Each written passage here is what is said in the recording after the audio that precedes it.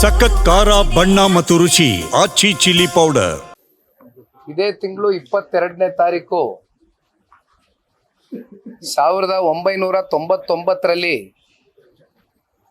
ಪಕ್ಷದ ವರಿಷ್ಠರು, ಮಾಜಿ ಪ್ರಧಾನಮಂತ್ರಿಗಳು, ನಮ್ಮೆಲ್ಲರ ಮಾರ್ಗದರ್ಶಕರಾಗಿರ್ತಕ್ಕಂಥ ಸನ್ಮಾನ್ಯ ದೇವೇಗೌಡರು ಸಾಹೇಬರ ಹೋರಾಟದ ಪ್ರತಿಫಲವಾಗಿ ಪಕ್ಷ ಏನು ಸ್ಥಾಪನೆ ಆಯಿತು, ಅಂದಿನಿಂದ ಇಂದಿನವರೆಗೂ ಕೂಡ ಕಳೆದ 25 ವರ್ಷದಿಂದ ಪಕ್ಷದ ಏಳು ಬೀಳುಗಳಲ್ಲಿ ಚುನಾವಣೆಗಳಲ್ಲಿ ಅಧಿಕಾರವನ್ನು ಕಂಡಿದ್ದೇವೆ. ಚುನಾವಣೆಗಳಲ್ಲಿ ಸೋಲನ್ನು ಕೂಡ ನೋಡಿರ್ತಕ್ಕಂಥ ಪಕ್ಷ. ಆದರೆ ಯಾವತ್ತೂ ಕೂಡ ಹಿಗ್ಗದಾಗಲಿ ಕುಗ್ಗದಾಗಲಿ ಎಂದೂ ಕೂಡ ಪಕ್ಷದ ವರಿಷ್ಠರಾಗಲಿ ಕಾರ್ಯಕರ್ತರುಗಳಾಗಲಿ ಪಕ್ಷದಲ್ಲಿರ್ತಕ್ಕಂಥ ನಾಯಕರುಗಳಾಗಲಿ ಎಂದೂ ಕೂಡ ಅವ್ರ ಮನಸ್ಸಿಗೆ ತಗೊಂಡಿಲ್ಲ. ಅದರ ಬದಲಾಗಿ ಪಕ್ಷವನ್ನು ಕಟ್ತೇವೆ, ಪಕ್ಷವನ್ನು ಮತ್ತಷ್ಟು ಬಲಪಡಿಸ್ತೇವೆ ಅಂತಕ್ಕಂಥ ಆತ್ಮಸ್ಥೈರ್ಯದೊಂದಿಗೆ ಈಗಾಗಲೇ ಬಹಳಷ್ಟು ಜನ ಹಿರಿಯ ಮುಖಂಡರುಗಳು ತಾವೆಲ್ಲ ನೋಡ್ತಾ ಇದ್ದೀರಿ. ಇತ್ತೀಚೆಗೆ ನೂತನವಾಗಿ ಕೋರ್ ಕಮಿಟಿ ಅಧ್ಯಕ್ಷರಾಗಿ ಆಯ್ಕೆಯಾಗಿರ್ತಕ್ಕಂಥ ಸನ್ಮಾನ್ಯ ಕೃಷ್ಣಾರೆಡ್ಡಿ ಅಣ್ಣ ಅವರು ಕೂಡ ನಮ್ಮ ಜೊತೆಯಲ್ಲಿದ್ದಾರೆ. ಮತ್ತೊಬ್ಬರು ಹಿರಿಯಕರು ಪಕ್ಷದ ಸೆಕ್ರೆಟರಿ ಜನರಲ್ ಆಗಿರ್ತಕ್ಕಂಥ ನಾಡಗೌಡರು ಸಾಹೇಬರು ಕೂಡ ಮಾಜಿ ಮಂತ್ರಿಗಳು ನಮ್ಮ ಜೊತೆನಲ್ಲಿ ಇವತ್ತಿದ್ದಾರೆ. ಹಾಗಾಗಿ ಎಲ್ಲರೂ ಕೂಡ ಇವತ್ತು ಪಕ್ಷದ ಕಾರ್ಯಕರ್ತರುಗಳಿಗೆ ವಿಶೇಷವಾಗಿ 21 ಮತ್ತು 22 ಅಂದರೆ ಇವತ್ತು 20ನೇ ತಾರೀಕು, ನಾಳೆ ಮತ್ತೆ ನಾಡಿದ್ದು 2 ದಿನ ಕೂಡ ನಾಳೆ ಒಂದು ಧ್ವಜಾರೋಹಣ ಕಾರ್ಯಕ್ರಮ ಇದೆ. ಅದರಲ್ಲಿ ಪಕ್ಷದ ಫ್ಲಾಗ್ ಅನ್ನ ಹಾಯಿಸ್ಟ್ ಮಾಡ್ತಕ್ಕಂಥದಕ್ಕೆ ಸನ್ಮಾನ್ಯ ದೇವೇಗೌಡರು ಸಾಹೇಬರು ಖುದ್ದಾಗಿ ಬರ್ತಾರೆ. ಕೇಂದ್ರದ ಸಚಿವರು ಮಾನ್ಯ ಕುಮಾರಣ್ಣ ಅವರು ಇರ್ತಾರೆ. ಮತ್ತೆ ದೇಶದಾದ್ಯಂತ ಹಲವಾರು ಸ್ಟೇಟ್ಗಳಲ್ಲಿ, ರಾಜ್ಯಗಳಲ್ಲಿ ಇರ್ತಕ್ಕಂಥ ರಾಜ್ಯಾಧ್ಯಕ್ಷರುಗಳು ಕೂಡ ಬರ್ತಾರೆ. ಜೊತೆಯಲ್ಲಿ ಅದರ ಫಾಲೋ ಅಪ್ ನ್ಯಾಷನಲ್ ಎಕ್ಸಿಕ್ಯೂಟಿವ್ ಇರ್ಬೋದು, ನ್ಯಾಷನಲ್ ಕೌನ್ಸಿಲ್ ಮೀಟಿಂಗ್ಗಳು ಕೂಡ ನಡೆಯುತ್ತೆ. ಯಾಕೆಂದರೆ ತಮ್ಮೆಲ್ರಿಗೂ ಒಂದು ಕುತೂಹಲ ಇರತಕ್ಕಂಥ ವಿಚಾರ, ಬಹುಶಃ ರಾಷ್ಟ್ರಾಧ್ಯಕ್ಷರು ಮತ್ತು ರಾಜ್ಯಾಧ್ಯಕ್ಷರು ಮತ್ತೆ ಅದರ ಒಂದು ವಿಚಾರಕ್ಕೆ ಸಂಬಂಧಪಟ್ಟಂತೆ ತಾವೆಲ್ಲರೂ ಬಹುಶಃ 21 ಸಂಜೆ ಅಂದರೆ ನಾಳೆ ಸಂಜೆ ಈ ಮೀಟಿಂಗ್ ಮುಕ್ತಾಯವಾದ ನಂತರ ಇವೆಲ್ಲವೂ ಕೂಡ ಬಹಿರಂಗವಾಗಿ ಪಕ್ಷದ ಕಚೇರಿ ಮೂಲಕವೇ ನಿಮ್ಮೆಲ್ಲರಿಗೂ ಕೂಡ ಸಂದೇಶ ಬರಲಿದೆ. ಜೊತೆಯಲ್ಲಿ ಅದಾದ ನಂತರ 22 ಬೆಳಗ್ಗೆ ಒಂದು 11 ಗಂಟೆಗೆ ಈಗ ಇಲ್ಲೇ ಬಲಭಾಗದಲ್ಲಿ ಇರ್ತಕ್ಕಂಥ ಈ ಒಂದು ಸ್ಟೇಜ್ ಏನು ನೋಡ್ತಾ ಇದ್ದೀರಿ, ಪ್ಲಾಟ್ಫಾರ್ಮು ಬಹಳ ಅಚ್ಚುಕಟ್ಟಾಗಿ ವ್ಯವಸ್ಥಿತವಾಗಿ ಮಾನ್ಯ ತಿಪ್ಪೇಸ್ವಾಮಣ್ಣ ಅವರ ನೇತೃತ್ವದಲ್ಲಿ ಅವರ ಒಂದು ಜವಾಬ್ದಾರಿಯೊಂದಿಗೆ ನಾವೆಲ್ಲರೂ ಕೂಡ ಸಾಕಷ್ಟು ರಾಜ್ಯಾದ್ಯಂತ ಹಲವಾರು ಜಿಲ್ಲೆಗಳಿಂದ ಬರ್ತಕ್ಕಂಥ ಕಾರ್ಯಕರ್ತರಿಗೆ ಯಾವ ರೀತಿ ನಾವು ಅವ್ರನ್ನ ಬರಮಾಡ್ಕೊಂಡು ಪ್ರತಿಯೊಬ್ಬರಿಗೂ ಒಂದು ಊಟದ ವ್ಯವಸ್ಥೆ ಇರ್ಬೋದು, ತಿಂಡಿ ವ್ಯವಸ್ಥೆ ಇರ್ಬೋದು, ಜೊತೆಯಲ್ಲಿ ಬಹಳ ದೊಡ್ಡ ಮಟ್ಟದಲ್ಲಿ ನಿರೀಕ್ಷೆಗೂ ಮೀರಿ ಜನ ಬರ್ತಕ್ಕಂಥ ಸಾಧ್ಯತೆ ಇರ್ತಕ್ಕಂಥ ಹಿನ್ನೆಲೆಯಲ್ಲಿ LED ಸ್ಕ್ರೀನ್ಗಳನ್ನು ಕೂಡ ಒಂದಷ್ಟು ಕಡೆ ಒಂದು 3ರಿಂದ 4 ಕಡೆ ಅದನ್ನು ಕೂಡ ಒಂದು ವ್ಯವಸ್ಥೆ ಮಾಡಬೇಕು ಅಂತಕ್ಕಂಥದ್ರ ಬಗ್ಗೆ ಈಗಾಗಲೇ ಕೂಲಂಕುಷವಾಗಿ ಚರ್ಚೆಯನ್ನು ಮಾಡಿದ್ದೇವೆ. ಒಟ್ಟಾರೆಯಾಗಿ ಇದು ಒಂದು ಬೆಳ್ಳಿ ಹಬ್ಬ ಅಂತ ಕರಿತಿರೋ, ರಜತ ಮಹೋತ್ಸವ ಅಂತ ಕರಿತಿರೋ, ಆದರೆ ಒಂದು ಈ ಕರ್ನಾಟಕ ರಾಜ್ಯದಲ್ಲಿ ಒಂದು ಪ್ರಾದೇಶಿಕ ಪಕ್ಷವನ್ನ ಇಷ್ಟು 25 ವರ್ಷಗಳ ಕಾಲ ಇಷ್ಟೊಂದು ಬಲವಾಗಿ ಕಟ್ಟಿರ್ತಕ್ಕಂಥ ಪಕ್ಷ ಬಹುಶಃ ಇದು ಒಂದು ಏಕೈಕ ಪಕ್ಷ, ಅದು ಪ್ರಾದೇಶಿಕ ಜನತಾದಳ ಪಕ್ಷ.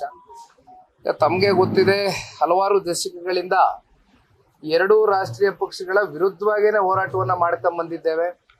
ಅಧಿಕಾರ ಇದ್ದಂತ ಅವಧಿ ಬಹಳ ಕಮ್ಮಿ, ಆದರೆ ಅಧಿಕಾರದಲ್ಲಿ ಇದ್ದಾಗ ಏನೇನು ಸಾಧನೆಗಳು, ಏನೇನು ಅದರಲ್ಲೂ ಸನ್ಮಾನ್ಯ ದೇವೇಗೌಡರು ಸಾಹೇಬರ ಕಾಲ್ಗಡದಿಂದ ನಾವು ಚರ್ಚೆ ಮಾಡ್ತಕ್ಕಂಥದ್ದಾದ್ರೆ ಎಕ್ಸಿಬಿಷನ್ನ ಇವತ್ತು ಅನಾವರಣಗೊಳಿಸ್ತಕ್ಕಂಥದ್ದು ನಾಳೆ ಆಗ್ತದೆ.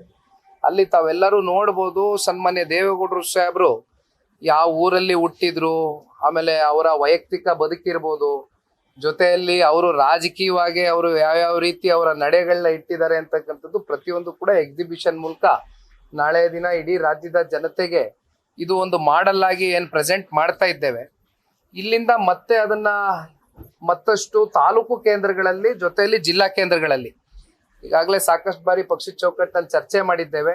ಇದೇ ಎಕ್ಸಿಬಿಷನ್ನ ವಾಪಸ್ಸು ಒಂದಷ್ಟು ಕಲ್ಯಾಣ ಮಂಟಪದಲ್ಲಿ ಅವೆಲ್ಲವೂ ಕೂಡ ಒಂದು 5ರಿಂದ 10,000 ಜನ ಸೇರ್ತಕ್ಕಂಥ ಅವಕಾಶ ಇರ್ತಕ್ಕಂಥ ಜಾಗಗಳಲ್ಲಿ ಪ್ರತಿ ತಾಲೂಕು ಕೇಂದ್ರಗಳಲ್ಲೂ ಕೂಡ ಇದನ್ನ ವರ್ಷ ಇಡೀ ಆಚರಣೆ ಮಾಡಬೇಕು ಅಂತಕ್ಕಂಥದ್ದು ಪಕ್ಷದ ಚೌಕಟ್ಟಿನಲ್ಲಿ ತೀರ್ಮಾನ ಆಗಿದೆ. ಪಕ್ಷದ ವರಿಷ್ಠರು ಕೂಡ ಆದೇಶವನ್ನು ಹೊರಡಿಸಿದ್ದಾರೆ. ಈಗ ನಮ್ಮ ಒಂದು ಜನರೊಂದಿಗೆ ಜನತಾದಳ ಮೆಂಬರ್ಶಿಪ್ ಡ್ರೈವ್ ಪ್ರಕ್ರಿಯೆ ಮಿಸ್ಡ್ ಕಾಲ್ ಕ್ಯಾಂಪೇನು ಈಗಾಗಲೇ 52 ಕ್ಷೇತ್ರ ಮುಕ್ತಾಯ ಮಾಡಿದ್ದೇವೆ ಮೊದಲನೇ ಹಂತದಲ್ಲಿ.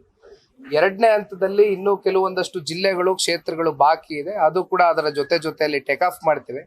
ಒಟ್ಟಾರೆಯಾಗಿ ಈಗ ಕೃಷ್ಣಣ್ಣ ಅವರು ಕೂಡ ಜೊತೆನಲ್ಲಿ ಇರ್ತಕ್ಕಂಥದ್ದು ಬಹುಶಃ ಅವರು ಬಹಳ ಉತ್ಸಾಹಕತೆಯಿಂದ ಈಗಾಗಲೇ ಇಲ್ಲಿ ಅವ್ರ ಕಚೇರಿನೂ ಕೂಡ ಸೆಟಪ್ ಮಾಡ್ಕೊಂಡಿದ್ದಾರೆ.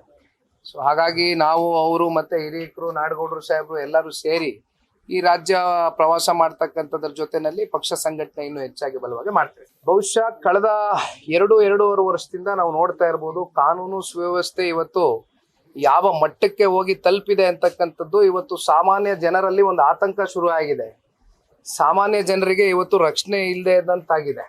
ಆದರೆ ಸಾಕಷ್ಟು ಪ್ರಕರಣಗಳು ಪ್ರತಿನಿತ್ಯ ನೋಡ್ತೀರಿ. ಆದರೆ ಮಾನ್ಯ ಗೃಹ ಸಚಿವರು ಬಹಳ ಹಿರಿಯರಿದ್ದಾರೆ, ಅನುಭವಿಗಳಿದ್ದಾರೆ.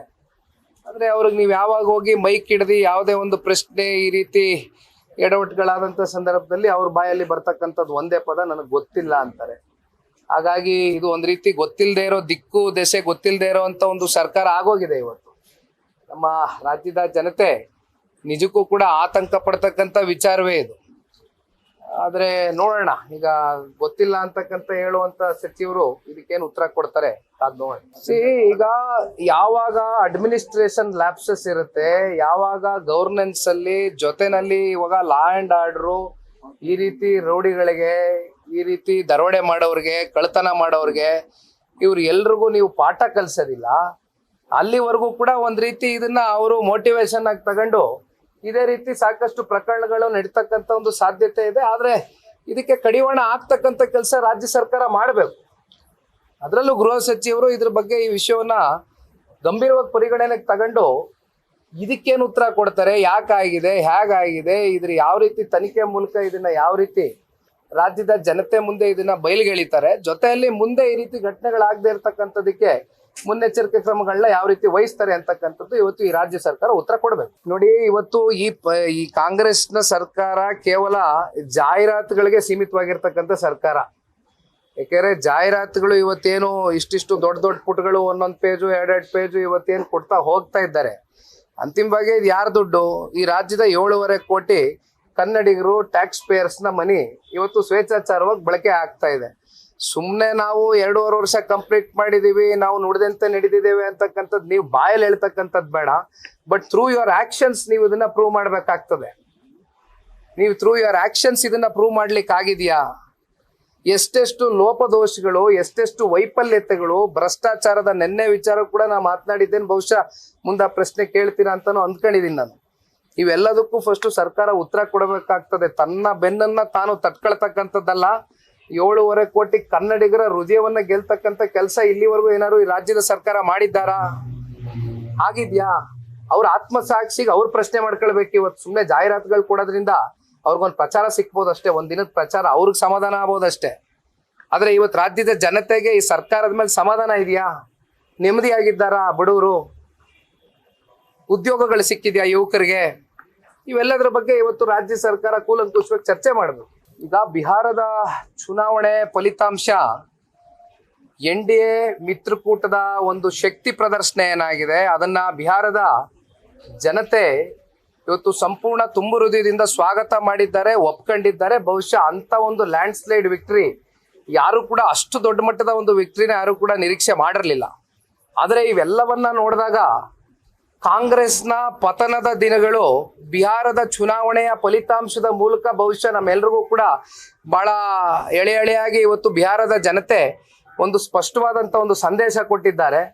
ಬಹುಶಃ ಈ ಸಂದೇಶ ಇವತ್ತು ಕಾಂಗ್ರೆಸ್ನ ಹಲವಾರು ದೊಡ್ಡ ನಾಯಕರುಗಳಿಗೆ ಬಹುಶಃ ನಿದ್ದೆಗೆಡಿಸಿರ್ಬೋದು.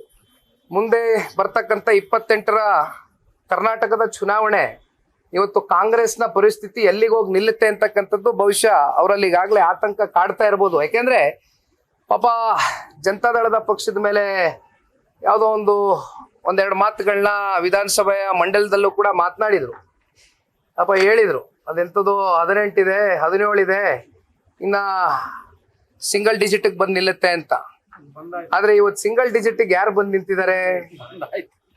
ಒಂದ್ ಕೆಲಸ ಮಾಡೋದು ಒಳ್ಳೇದು. ಇವರು ರಾಷ್ಟ್ರೀಯ ಪಕ್ಷ ಅಂತ ಇವತ್ತೇನ್ ಪಾಪ ಬ್ರ್ಯಾಂಡ್ ಇಟ್ಕೊಂಡಿದಾರಲ್ಲ, ಆ ಬೋರ್ಡ್ ಚೇಂಜ್ ಮಾಡೋದು ಒಳ್ಳೇದು ಮುಂದಕ್ಕೆ. It is not going to be a national party anywhere in the future days. ಅದು ಈ ದೇಶದ ಜನ ತೀರ್ಪು ಕೊಟ್ಟಿದ್ದಾರೆ. ಈಗಲಾದ್ರೂ ಎಚ್ಚೆತ್ಕೊಳ್ಬೇಕು ಅವರು. ಈ ರೀತಿ ಇನ್ನೊಂದು ಪಕ್ಷದ ಮೇಲೆ ಲಘುವಾಗಿ ಮಾತನಾಡ್ತಕ್ಕಂಥದ್ದು, ಇನ್ನೊಂದು ಪಕ್ಷನ ಒಂದ್ ರೀತಿ ಅವಹೇಳನಕಾರಿಯಾಗಿ ಚರ್ಚೆ ಮಾಡ್ತಕ್ಕಂಥ ಗುಣಗಳನ್ನ ಸ್ವಲ್ಪ ಕಮ್ಮಿ ಮಾಡ್ಕೊಂಡು ತಗ್ಗಿ ಬಗ್ಗಿ ರಾಜ್ಯದ ಜನತೆ ಅವಕಾಶ ಕೊಟ್ಟಾಗ ಸಿಂಗಲ್ ಲಾರ್ಜೆಸ್ಟ್ ಪಾರ್ಟಿ ಸರ್, 136 ಸೀಟ್ಗಳು. ಪಾಪ ಸನ್ಮಾನ್ಯ ಕುಮಾರಣ್ಣ ಅವ್ರಿಗಿದ್ದಂತ ಒತ್ತಡಗಳು ಇವ್ರೇನ್ ಇರ್ಲಿಲ್ಲ, ಇವ್ರಿಗೇನಿಲ್ಲ ಇವತ್ತು. ಅವ್ರ ಪರಿಸ್ಥಿತಿ ಹೆಂಗಿತ್ತು? ಇನ್ನೊಂದು ಪಕ್ಷನ ಕೇಳಬೇಕಾಗಿತ್ತು, ಇನ್ನೊಂದು ಪಕ್ಷದ ನಾಯಕರು ಕೇಳಬೇಕಾಗಿತ್ತು. ಏನಾದ್ರು ರುಜುವಾತ್ ಮಾಡಕ್ಕಿಂತ ಮುಂಚೆ, ಏನಾದ್ರು ತೀರ್ಮಾನ ತಗೊಳ್ಳೋದಕ್ಕಿಂತ ಮುಂಚೆ ಈ ರಾಜ್ಯದ ಜನತೆ ಪರವಾಗಿ. ಆದ್ರೂ ಅವ್ರು ಕೊಟ್ಟಂತ ಮಾತುಗಳು ಸಾಕಷ್ಟು ಉಳಿಸ್ಕೊಂಡಿರೋದ್ರಿಂದಾನೇ ಬಹುಶಃ ಇವತ್ತು ನಾವು ನೀವು ಇಲ್ಲಿ ನಿಂತಿದೀವಿ.